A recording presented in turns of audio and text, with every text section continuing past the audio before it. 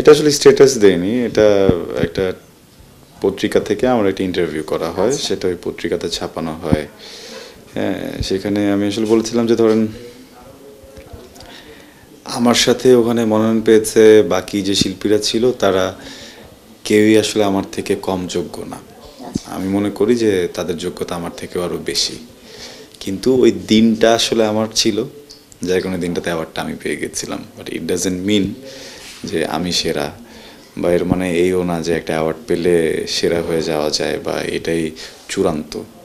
হ্যাঁ, এটা তো যখন যার দিন, ওদিন আমার দিন ছিল আমি পেয়েছি, হয়তো বা আরেকদিন অন্য কেউ পাবে, আরেকদিন অন্য কেউ পাবে, ব্যাপারটা একদম এরকমই।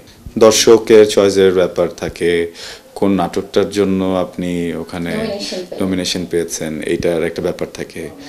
দেখা গেল যে এমন একটা নাটক ওখানে দেওয়া হলো যে নাটকটা হয়তো বা আমারই মনে হয়েছে ওটার জন্য আমি অ্যাওয়ার্ড পাবো না, কিন্তু আমি পেয়ে গেলাম।